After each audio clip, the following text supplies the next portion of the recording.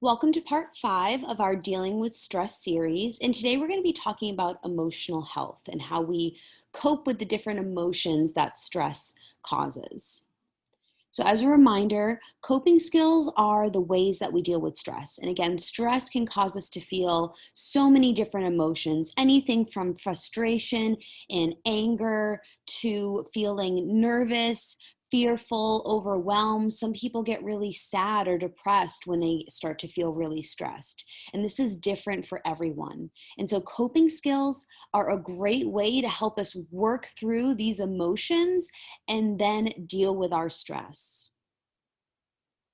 So, your emotional health is just as important as your physical health. Just as much as you need to work to take care of your physical health, your body, you need to exercise and eat right, you need to take care of your emotional health. And you do that by letting yourself feel. Emotions don't disappear. Even if we don't talk about them, even if we don't deal with them, they don't go away. They really just build up inside of us. And if we don't take care of them, if we don't address them, then they build up to a point where it can cause us to do things that we regret. It causes us to have angry outbursts. Maybe we snap at someone or lash out at someone. It causes depression to build up inside of us. It can cause anxiety to build up inside of us. So you need to take care of your emotional health and make sure you're doing something every day to take care of it. So, the first way that you can cope with stress and deal with your emotions is called emotional release. And this is simply letting out your feelings. Like we said, emotions can be so overwhelming, they can really build up inside of us. And so, sometimes we just need to release the pressure of them, we need to let them out.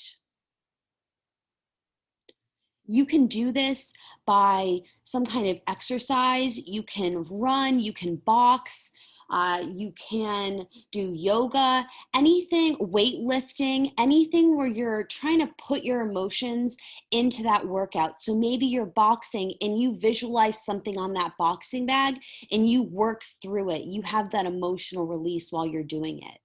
Another thing that works is screaming or crying, just letting it out and releasing it in that way can really release the pressure of it. Another great way to release your emotions is by doing things that are creative, whether you're creating art, you're drawing, making music, or through writing and journaling, putting your emotions onto the page and writing about it, or putting it into some kind of art or music project. It's a really great way to release those emotions, to process and work through them. A big part of working through them is really being able to label it and realize what I'm feeling in this moment. Am I feeling angry? Am I feeling overwhelmed? And then direct it into whatever project you're doing. So there's so many different ways, different avenues that you can take to have some kind of emotional release throughout the day. Another really important way to cope with stress and to work through your emotions is to talk about them. Talking about your emotions actually has a way of releasing them.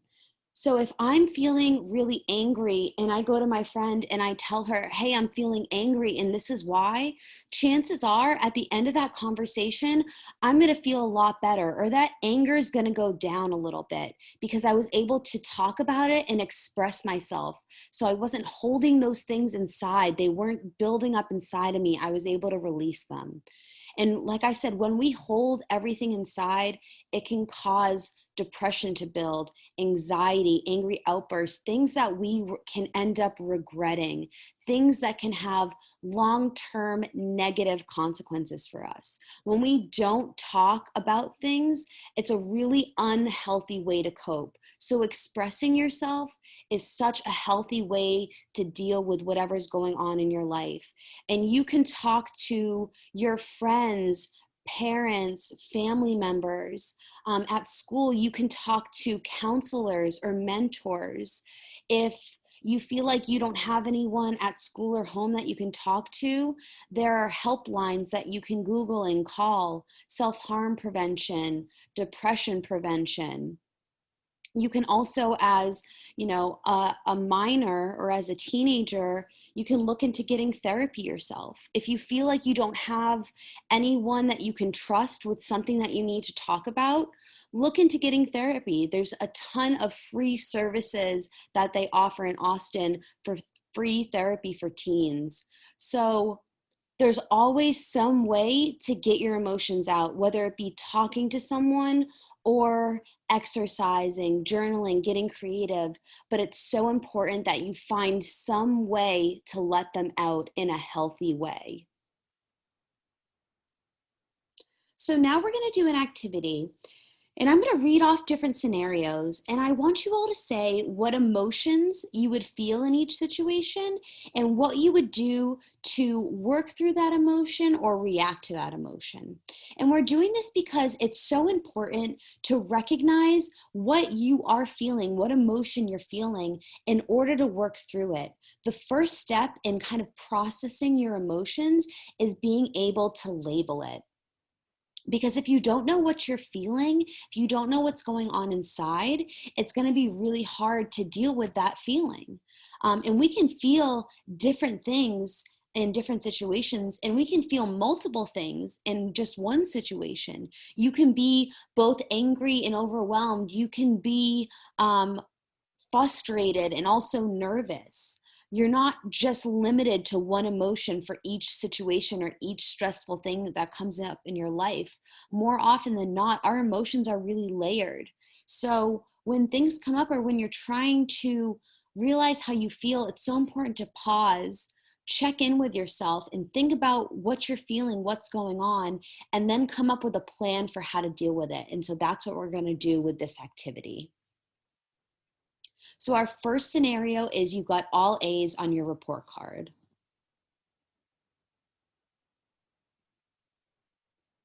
So again, everyone reacts differently to situations, so no feeling is wrong.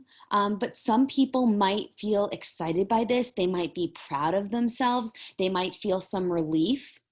And maybe to react to those emotions inside of them, they would go do something with their friends. They would go have fun.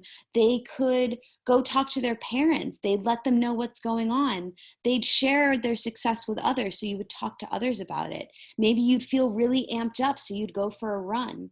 So there's so many different ways to deal with both positive and negative emotions that we feel. Someone said something nasty about your boyfriend or girlfriend on social media. So some people might say they're angry about this or annoyed. Maybe they're embarrassed, or maybe they're frustrated that they're doing it online and not in person. So what could you do to deal with this?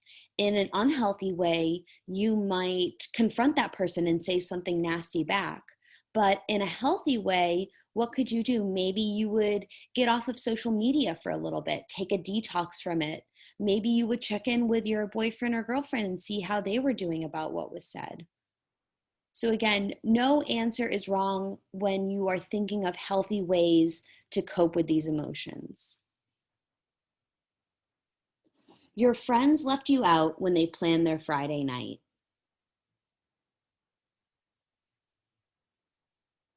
So some people might say that they felt really hurt or left out, disappointed. Some people might even say that they feel some kind of level of betrayal, that they can't really depend on their friends the way that they thought. And what could you do to deal with this? You could talk to them about it. You could let them know how you're feeling. You could also maybe talk to someone else and get some advice. Or maybe you just need to use a coping skill to recenter yourself before you try to do this. So maybe you exercise, maybe you journal, maybe you figure out what you want to say to them before you talk to them. Your dad yells at you for not doing your chores. So maybe you would feel upset by this. Maybe you would feel frustrated. Maybe you feel like you're not being heard, or maybe you're trying to balance your other priorities. Maybe you were doing schoolwork and you weren't able to do your chores. Maybe you're hurt that your dad is yelling at you and letting his anger out on you. And maybe that even makes you angry that he's getting angry with you. So there's so many different emotions, again, that anyone might feel in these situations. And what could you do? Again, you could talk to him. Maybe you could check in. Maybe you could reschedule a time and talk about a better time to get your chores done. Maybe you could go do your chores, and then as a way to feel better, you could just go play some video games or watch a movie or listen to some music. So many different ways to cope. So this is a hard one. Your grandmother passed away.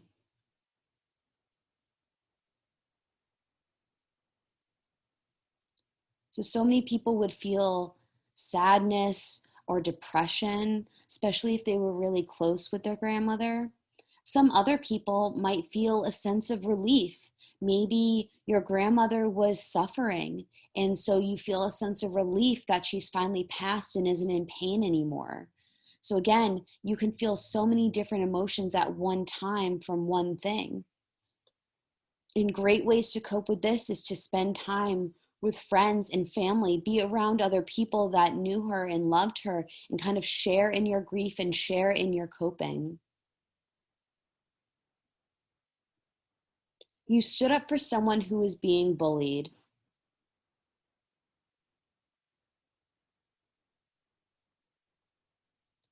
So maybe you feel a sense of pride, and you should, because you stood up for someone who was being picked on. Maybe you're angry or upset that you even had to come forward, that you witnessed someone being bullied. Maybe you're feeling overwhelmed with the situation. So many different things that can come up. Maybe you're happy, feeling happy that someone was there to, or you were there to be able to help.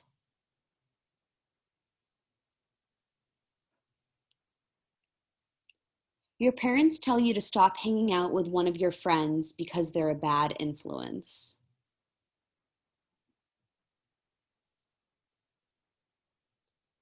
And I think there are people that have gone through this where maybe your parents don't know your friend that well and only see the bad. And so they don't want you to be around them anymore. So maybe you're really frustrated by this because you think, oh, well, you're only seeing one side of them. Maybe you're annoyed that they're trying to meddle in your friendships. Maybe you feel like you're not being heard. Maybe you're feeling left out, or maybe you're feeling depressed because maybe now you do have to stop hanging out with your friend. So there's so many, again, so many different emotions that we feel from these different situations. And again, each person is going to feel something different. But when you're going through situations that cause you stress in life, so important as step one, realize what you feel. Let yourself tell yourself that it's okay to feel that way. No emotion is wrong. It's okay to feel whatever you are feeling. Maybe the choices that you make can be wrong, but no feeling is ever wrong.